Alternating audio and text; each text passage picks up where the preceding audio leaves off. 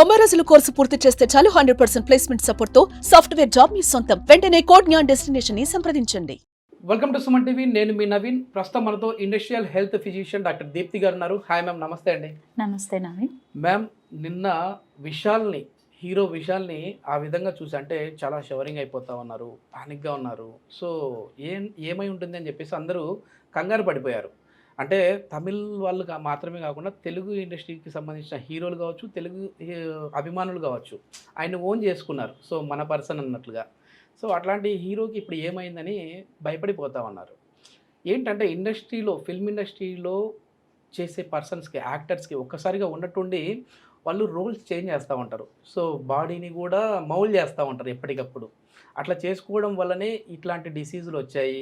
కొద్దిమంది అంటే Apollo doctors అయితే చెప్పేశారు ఇది వైరల్ ఫీవర్, దానివల్లనే అని చెప్పేసి ఒక ప్రెస్ నోట్ ఇచ్చేశారు. కానీ ఎవరికి వాళ్ళు ఇప్పుడు లేదు ఆయనకి పార్కిన్సన్స్ వచ్చిందని, లేదు ఇంకో కొత్త వ్యాధి, అసలు ఆయన మళ్ళీ జీవితంలో నడవలేని పరిస్థితి అని చెప్పేసి అంటూ ఉన్నారు. సో సినిమా ఇండస్ట్రీలో ఇట్లా బాడీ షేపింగ్ ఉన్నటువంటి మార్పులు వచ్చే వాళ్ళకి ఎట్లాంటి డిసీజెస్ వచ్చే విధంగా ఉంది. అదేవిధంగా ఇప్పుడు విశాల్ గారి పరిస్థితి ఎట్లా ఉంటుంది మ్యామ్? అంటే నిజంగానే వైరల్ ఫీవర్ అయితే ఎన్ని రోజులు రెస్ట్ తీసుకుంటే మళ్ళీ ఆయన నార్మల్కి రావచ్చు? First and foremost thing coming to Vishal garu, so as doctors have already declared, Apollo doctors, మనం we can't contradict that. Viral fever వల్ల నిజంగా అంత ఇదిగా ఉంటారా? డెఫినెట్ గా ఉంటుంది. ఎందుకంటే టెంపరేచర్స్, హై టెంపరేచర్స్ ఉన్నప్పుడు బాడీలో షివరింగ్ అనేది రావటం చాలా కామన్. ఫేస్ అంతా ఎడిమా రావటం కూడా చాలా కామన్. లిప్స్ డ్రై అవ్వటం, లిప్స్ పగిలినట్టు అవ్వటం, ఇవన్నీ చాలా కామన్ గా ఉంటుంది. వీక్నెస్ అనేది చాలా కామన్ గా ఉంటుంది. So that is the reason ఇప్పుడు హై ఫీవర్ ఉండేటప్పుడు ఇంజెక్షన్స్ ఇస్తారు, ఐవీ ఫ్లూయిడ్స్ ఇస్తారు. ఎందుకంటే డీహైడ్రేషన్ లో ఉంటుంది. అంటే టెంపరేచర్స్ ఎక్కువ ఉన్నప్పుడు బాడీ డీహైడ్రేట్ అయిపోతుంది కదా. సో దానివల్ల మనకి ఐవీ ఫ్లూయిడ్స్ అట్లా ఇవ్వటం లాంటివి జరుగుతుంది. As far as Vishal is concern, ఇప్పుడైతే స్టేబుల్గా ఉన్నారు అనేది మనకి డాక్టర్స్ ద్వారా తెలుస్తోంది. ఒకటి coming to that other thing which you have asked, like ఇండస్ట్రీలో, ఫిల్మ్ ఇండస్ట్రీలో ఉండేటప్పుడు బాడీతో చాలా వరకు ఎక్స్పెరిమెంట్స్ చేస్తుంటారు యాక్టర్స్, ఎలా ఏంటి అన్నారు. 2-3 థింగ్స్ ఉంటాయండి. ఫస్ట్ థింగ్ ఏంటంటే మన బాడీ మీద మనకి అవగాహన ఉండాలి. సో ఒక చిన్న డౌట్ మ్యామ్, ఎందుకంటే వాడు వీడి సినిమా కావచ్చు, లేదంటే శివపుత్రుడు కావచ్చు, అందులో ఎట్లా అంటే ఒకసారిగా మంచి భారీ కటౌట్ ఉన్న పర్సన్ సన్నగా అయిపోయి అట్లా కనపడ్డారు. ఆ 2 సినిమాలలో ఉన్నటువంటి బాడీ ఇట్లా వచ్చాయి కాబట్టి ఆ 2 సినిమాలే ఇప్పుడు ఆయనని ఈ విధంగా తయారు చేసింది అని అంటుంటారు. సో నిజంగా మన బాడీని ఉన్నట్టుండి అట్లా మార్పులు చేయడం వల్ల కూడా ఇట్లాంటి సైడ్ ఎఫెక్ట్స్ వస్తుంటాయా? కొంతవరకు వచ్చే అవకాశాలు ఉంటాయి నవీన్. మెయిన్గా ఏంటి అంటే బాడీ మీద మనకి కంట్రోల్ లేనప్పుడు ఒక్కొక్కసారి ఏమవుతుంది అంటే మనం చేసేయగలము, మనకి న్యూట్రిషనిస్ట్ ఉన్నారు, మనకి గైడెన్స్ ఇచ్చే ఫిజికల్ ట్రైనర్స్ ఉన్నారు అన్న ఉద్దేశంతో స్టార్ట్ చేస్తూ ఉంటారనమాట. సో అలా చేసినప్పుడు జనరల్గా ఏంటంటే ఇవి లాంగ్ టర్మ్లో ఇంపాక్ట్ పడతాయా లేదా అనేది ఒక $1 million క్వశ్చన్. సో ఎప్పుడైనా షార్ట్ టర్మ్ మనం ఎప్పుడైతే చేంజెస్ చేసుకున్నామో ఇమ్మీడియట్లీ బ్యాక్ రికవర్ అవ్వగలిగితే లాంగ్ టర్మ్లో పెద్ద ప్రాబ్లం ఉండదు. చాలాసార్లు ఏమవుతుంది అంటే టైం కన్స్ట్రెయింట్ వల్ల కావచ్చు, రిసోర్స్ కన్స్ట్రెయింట్ వల్ల కావచ్చు, దేనివల్ల అయినా కూడా ఒక్కొక్కసారి అంతకుముందు ఉన్న బాడీ షేప్కి తిరిగి వెళ్ళలేకపోతారు, చాలా వరకు వెళ్ళలేరు. మనకి సినిమా యాక్ట్రెస్ అనుష్కని చూడండి, సైజ్ 0 అప్పుడు చాలా వెయిట్ గెయిన్ అయ్యారు. ఆ తర్వాత వెయిట్ తగ్గడానికి చాలా ఇబ్బంది పడ్డారు. డెఫినెట్గా దో షీజ్ అని యోగా ట్రైనర్, ఒకప్పుడు ఆవిడ యోగా ట్రైనర్ అయినప్పటికీ కూడా. అండ్ అమ్మాయిని కీర్తి సురేష్ని చూడండి, మనం మహానటిలో చూసినప్పుడు కీర్తి సురేష్కి ఇప్పుడు మనం చూస్తున్న కీర్తి సురేష్కి చాలా డిఫరెన్స్ ఉంది. సినిమా యాక్టర్ ఎన్టీఆర్ గారు కావచ్చు, అందరు వీళ్ళందరూ కూడా.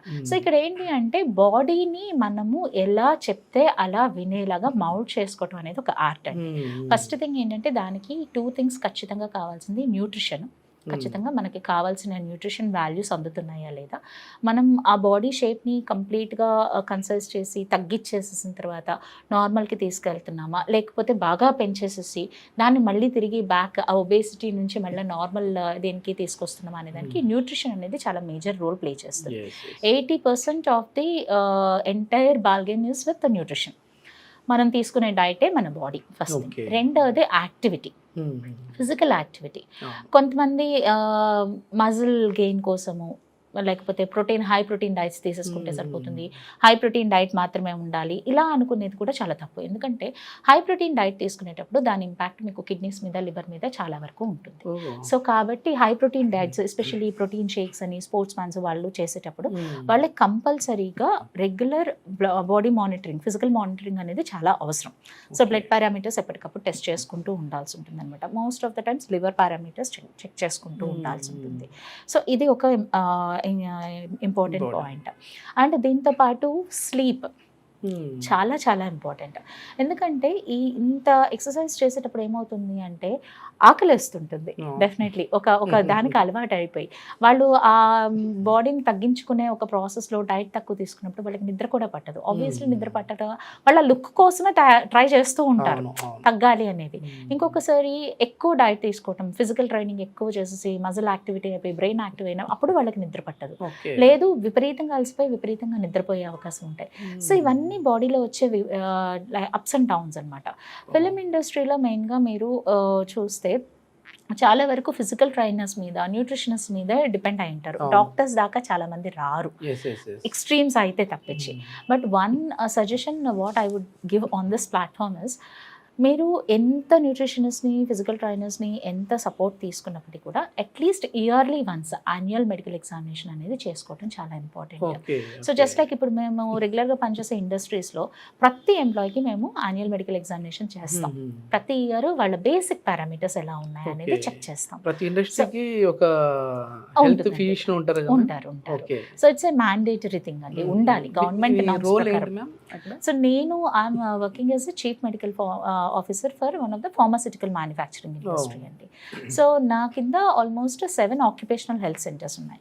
Each occupational health centre works like a primary health care centre. ఒక డాక్టర్ ఉంటారు, 4 స్టాఫ్ ఉంటారు, అంబులెన్స్ ఉంటుంది. ఆ ఇండస్ట్రీస్లో వర్క్ చేసే పర్సన్స్కి కావాల్సినవన్నీ ఉంటాయి. సో అంటే వాళ్ళు రకరకాల కెమికల్స్కి ఎక్స్పోజర్ అయ్యే అవకాశం ఉంటుంది, రకరకాల యాక్సిడెంట్స్ అయ్యే అవకాశం ఉంటుంది, డిఫరెంట్ టెంపరేచర్స్కి ఎక్స్పోజర్ అయ్యే అవకాశం ఉంటుంది, హీట్ కావచ్చు, కెమికల్స్ అవ్వచ్చు. సో అలాంటి వాళ్ళకి ఇమ్మీడియట్గా మెడికల్ అటెన్షన్ కోసం అని గవర్నమెంట్ చేసిన ఒక సదుపాయం ఏంటి అంటే ప్రతి ఇండస్ట్రీలో ఒక ఆక్యుపేషనల్ హెల్త్ సెంటర్, దాంట్లో ఒక doctor, compulsory factory medical officer. Film industry అనేది అన్ఆర్గనైజ్డ్ సెక్టర్ అండి.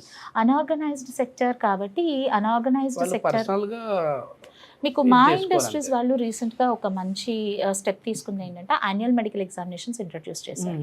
వాళ్ళు కూడా కొన్ని హాస్పిటల్స్తో, ఇన్సూరెన్స్ వాళ్ళతో టైప్ అయ్యి కొన్ని టెస్ట్ అవి పెడుతూ ఉన్నారు.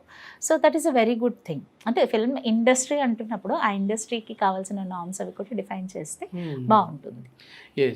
అంటే బాడీని ఎప్పటికప్పుడు మౌల్ చేసుకోవడంలో మనం హీరో విక్రమ్ని చూడొచ్చు. సో ఆయన అయితే హెల్తీగానే కనపడుతూ ఉంటారు కదా. సో దిస్ ఇస్ విశాల్ గారి విషయంలో కూడా I don't think it is a long term problem అని అయితే అనుకోవట్లేదు. షార్ట్ టర్మ్ వైరల్ ఫీవర్ అయి ఉండొచ్చు because of climate. Hyderabad, Chennai క్లైమేట్కి హైదరాబాద్ క్లైమేట్కి చాలా డిఫరెన్స్ ఉంటుంది. మనకి ఇక్కడ చాలా చలిగా ఉంటుంది ఈ మధ్య. సో అవి కూడా కొన్ని యాడ్ ఆన్ లైక్ చేంజెస్ ఉండొచ్చు ఆయన హెల్త్ మీద impact. So hope that he'll get well soon. Yes, ఎందుకంటే చాలా మంచి హీరో, చాలా మంది తెలుగు అభిమానులు కూడా ఆకట్టుకునే హీరో. హ్యాపీగా కూడా చాలా మంచివారు. ఓకే హ్యాపీగా హెల్తీగా ఉండాలని చెప్పి మనస్ఫూర్తిగా కోరుకుందాం ma'am. Thank you ma'am. Thank you.